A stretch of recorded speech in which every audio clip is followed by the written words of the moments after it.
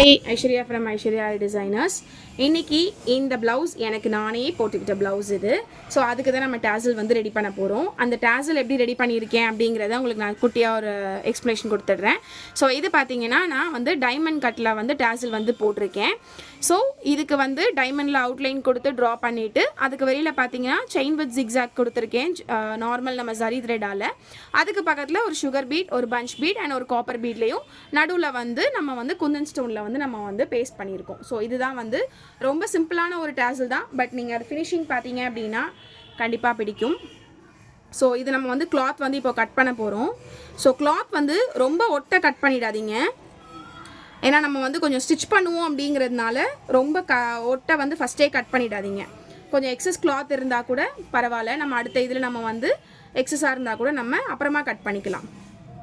So அந்த diamond ஷேப்லேயே வந்து cut பண்ணிக்கோங்க.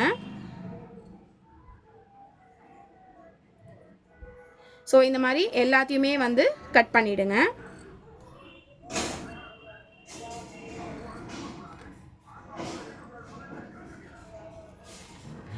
டேசலும் டெய்லர்ஸே மோஸ்ட்லி ஸ்டிச் பண்ணிவிடுவாங்க.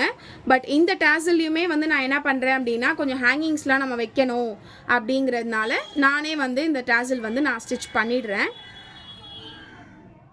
ஆரி ப்ளவுஸ் நீங்கள் வெளியில் தான் ஸ்டிச் பண்ணுறீங்களா, நீங்களே ஸ்டிச் பண்ணலையா அப்படின்னு கேட்டிங்கன்னா இப்போதைக்கு நான் வந்து ஸ்டிச் பண்ண ஸ்டார்ட் பண்ணலை. பிகாஸ் மிஷின் போட்டு ஸ்டிச் பண்ணுறதுக்கு ஸ்பேஸ் இல்லாததுனால நான் வந்து ஸ்டிச்சிங் இப்போதைக்கு நான் வெளியில் தான் கொடுக்குறேன். அதுக்கு பிளேஸ் வந்து ரெடி ஆகிட்டுருக்கு. ஸோ ஃப்யூச்சரில் வந்து கண்டிப்பாக நானுமே வந்து ஆரி ப்ளவுஸ் ஓனாகவே ஸ்டிச் பண்ண ஸ்டார்ட் பண்ணிடலான்னு ஐடியாவில் இருக்கும்.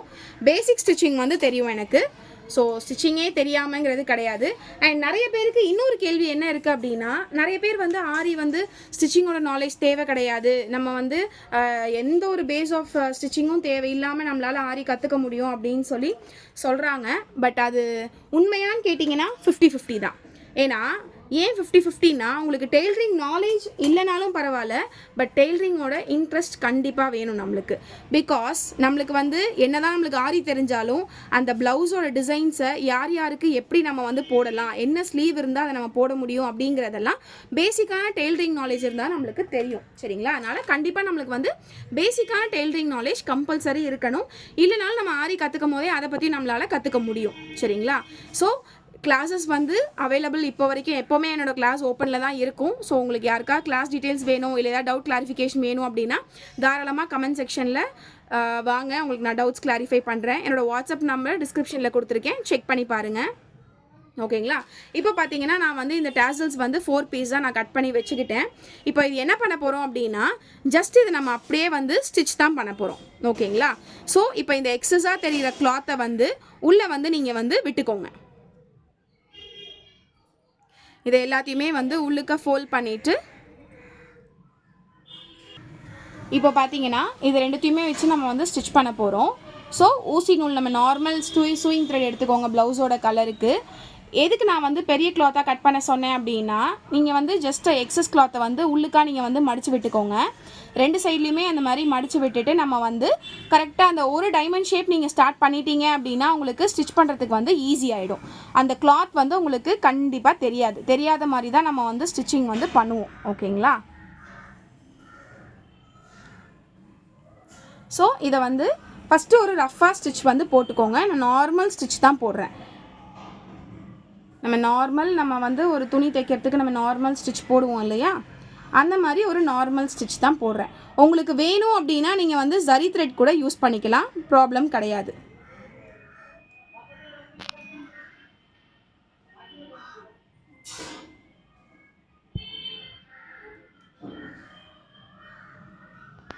நாலு சைடுமே நம்ம வந்து ஸ்டிச் பண்ணிடுவோம். ஸோ இப்போ பார்த்தீங்கன்னா நான் வந்து ஒரு சைடு வந்து முடிச்சிட்டேன். இப்போது இன்னொரு சைடுக்குமே அதே மாதிரி தான். நீங்கள் ஜஸ்ட் அந்த கிளாத்தை வந்து உள்ளே தள்ளிட்டு நம்ம வந்து திரும்ப நம்ம அந்த டைமண்ட் ஷேப்புக்கே தான் நம்ம தைக்க போகிறோம். ஸோ இது 4 சைடுமே வந்து ஸ்டிச் பண்ணிவிடுங்க. ஸ்டிச் பண்ணிட்டீங்க அப்படின்னா இந்த 4 டேசலுமே வந்து ரெடி ஆகிடும். ஓகேங்களா? இப்போ பார்த்தீங்கன்னா இந்த 4 சைடுமே நம்ம வந்து இதை வந்து ஃபுல்லாகவே ஸ்டிச் பண்ணிட்டோம். உங்களுக்கு இதோடைய எக்ஸஸ் எங்கேயுமே வந்து தெரியாது. ஸோ இதுக்கப்புறம் நம்ம என்ன பண்ண போகிறோம் அப்படின்னா, கீழே வந்து ஹேங்கிங் மாதிரி நம்ம வந்து பண்ண போகிறோம். ஸோ நான் வந்து அதுக்கு பார்த்தீங்கன்னா ஒரு 5 வந்து கட் பீட் மாதிரி எடுத்துக்கிறேன்.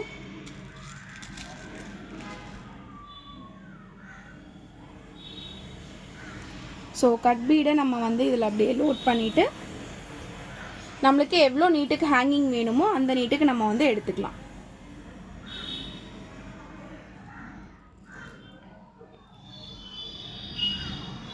ஸோ இப்போ பார்த்தீங்கன்னா நான் வந்து 5 பீட்ஸ் எடுத்திருக்கேன். எடுத்துகிட்டு கீழே வந்து இந்த ட்ராப் பீட் வந்து ஆட் பண்ணிக்கிறேன். ஆட் பண்ணிவிட்டு இது கூட வந்து ஒரு சுகர் பீட் நம்ம வந்து லாக் பண்ணுறதுக்காக வந்து யூஸ் பண்ணுறோம். இப்போது இந்த ஒரு சுகர் பீடை விட்டுட்டு நம்ம என்ன பண்ண போகிறோம் அப்படின்னா இந்த ஒரு சுகர் பீடை மட்டும் விட்டுடுங்க. விட்டுட்டு திரும்ப நம்ம எதில் கோத்தோமோ அதுலேயே கோத்து நம்ம வந்து இந்த ஊசி எடுத்துட்டோம் அப்படின்னா நம்மளுக்கு வந்து இது வந்து இங்கே லாக் ஆகிடும்.